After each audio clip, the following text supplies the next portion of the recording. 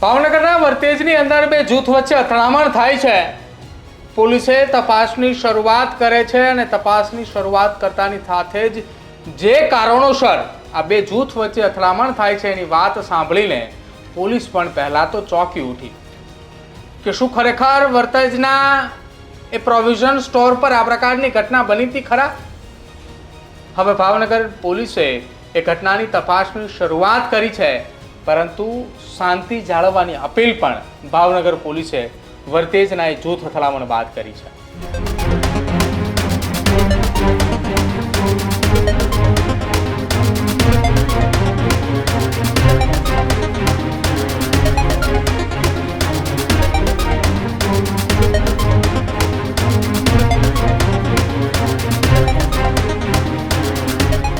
આ જ પ્રકારની તમામ અપડેટ જોવા માટે ન્યૂઝરૂમ ગુજરાતને લાઇક, શેર અને સબસ્ક્રાઇબ કરવાનું ભૂલતા નહીં। ભાવનગર પોલીસને જ્યારે જુઓ ત્યારે એ દોડતી જોવા મળે છે। દોડતી એટલા માટે કે ભાવનગરની અંદર કાયદો અને વ્યવસ્થાની સ્થિતિને લઈને સવાલો ઉઠે છે। આ પ્રકારની જ્યારે વાત કરીએ ત્યારે સૌ કોઈ લોકો એમ કહે છે કે કેમ વારંવાર ભાવનગરને ટાર્ગેટ કરાય છે, પણ ભાવનગરની પોલીસની માથે જાણે શાંતિ નામનો શબ્દ ન જ લખાયો હોય એવી વાત છે। ભાવનગરની અંદર જાહેરમાં મર્ડર થાય, ભાવનગરની અંદર ચોરીની ઘટનાઓ બને અને હવે ભાવનગરની અંદર જૂથ અથડામણ પણ થયું। ભાવનગર નજીક આવેલા વર્તેજ ગામની અંદર બે જૂથ વચ્ચે અથડામણ થયા હોવાના સમાચારો મળતા જ પોલીસ ત્યાં દોડતી થઈ। પોલીસ જ્યારે ત્યાં પહોંચી ત્યારે એ તોડફોડના દ્રશ્યો જોવા મળ્યા અને પોલીસને પ્રાથમિક માહિતી માટે એટલી જ વાત મળી હતી કે કરિયાણાની દુકાન ખાતે બે જૂથ વચ્ચે કોઈ બાબતને લઈને જૂથ અથડામણ થયું, પણ હવે આ ઘટનામાં વિગતો એ સામે આવી છે કે કરિયાણાની દુકાને એક મહિલા જ્યારે ખરીદી કરવા જાય છે ત્યારે દુકાનની અંદર બેઠેલા કેટલાક શખ્સો અથવા તો દુકાનદાર એમને માંથી કોઈ એક વ્યક્તિએ મહિલાના ફોટા પાડ્યા। બસ આ મહિલાના ફોટા પાડવાની વાત અને મહિલાએ ઘરે આવીને ઘરે વાત કરી કે મારા એ પ્રોવિઝન સ્ટોરની દુકાને જ્યારે હું ખરીદી માટે વસ્તુ લેવા માટે ગઈ હતી એ દરમિયાન મારા કેટલાક ફોટા પાડ્યા હોવાની વાત મને એવી શંકા છે અને આ જ શંકાને લઈ વર્તેજમાં બે જૂથ વચ્ચે ધીંગાણું ખેલાયું।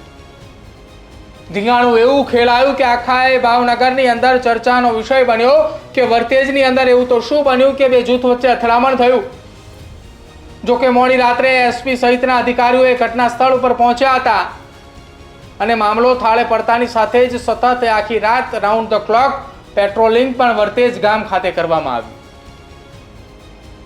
ડીવાયએસપીને સાંભળો આખી આ ઘટના મામલે કે જ્યારે પરિસ્થિતિ થાળે પડી શું એ ઘટના હતી અને કેમ બે જૂથ વચ્ચે અથડામણ થયું તેને લઈને શું કહ્યું એ પણ। વર્તેજ પોલીસ સ્ટેશનમાં આજે 1 વાગે અમન પ્રોવિઝન સ્ટોર જે છે ત્યાં એક મહિલા જે આવ્યા અને તેની સાથે આ અમન પ્રોવિઝનમાં જે બી માણસ હતા તેની સાથે બોલાચાલી થઈ।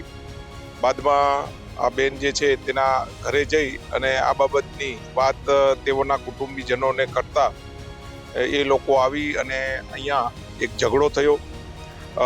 તેમાં 3-4 માણસો હતા। બાદમાં જે ચોક જે છે તેની પાસેના વિસ્તારમાં બી જે છે મુસ્લિમ સમાજનો જે બીજો અઘટિત પ્રસંગ હતો જેને હિસાબે પબ્લિક ત્યાં ઘણાએ જમા હતી, તેઓએ આ જોતા અહીંયા ટોળા થઈ ગયેલા અને આ બાબત ટોળા થઈ ગયેલા એ બાબતની વાત જે પોલીસને જાણવા મળતા વર્તેજ પોલીસ સ્ટેશનના અધિકારીશ્રી તથા પોલીસ તેમજ આજે બંદોબસ્ત હોય એલસીબી અને એસઓજી બી અહીંયા હાજર હતી, તો તે બી અહીંયા પહોંચી ગઈ અને આ લોકોને જે છે ટોળાઓને સમજાવટથી દૂર કરવામાં આવેલા છે। આ વિસ્તારમાં જે બી બનાવ બન્યો છે તે અનુસંધાને જે ફરિયાદ લેવાનું કામકાજ વર્તેજ પોલીસ સ્ટેશનમાં હાલમાં ચાલુ છે।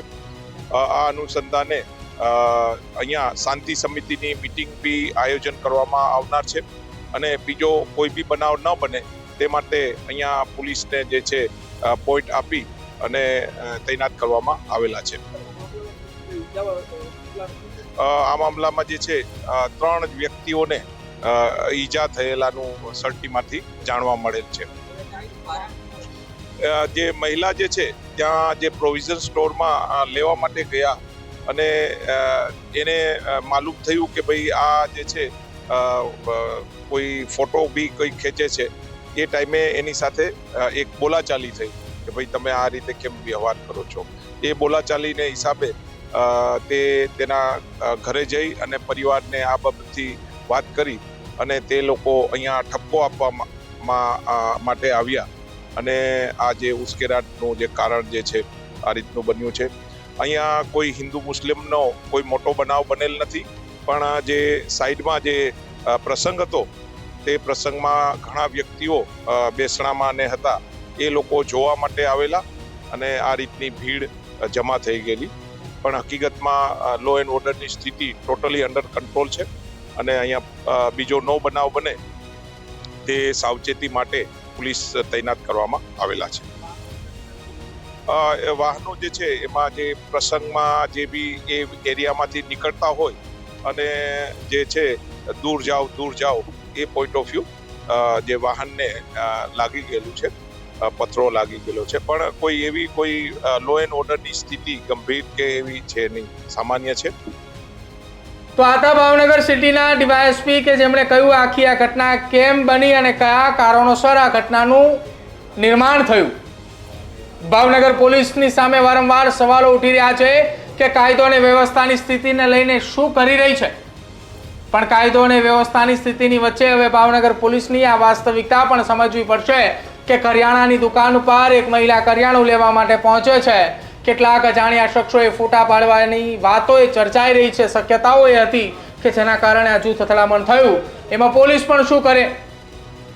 જો કે હવે આ ઘટના બાદ જિલ્લા પોલીસ વડા સહિતના અધિકારીઓએ વિસ્તારની અંદર શાંતિની અપીલ કરી રહ્યા છે અને આ ઘટનાની અંદર તપાસ એ ડીવાયએસપી કક્ષાના અધિકારી પણ ચલાવી રહ્યા છે કે જે કંઈ પણ ગુનેગાર હશે અથવા તો જે ઘટના બની હશે તેના સંદર્ભે યોગ્ય કાર્યવાહી પણ કરવામાં આવશે.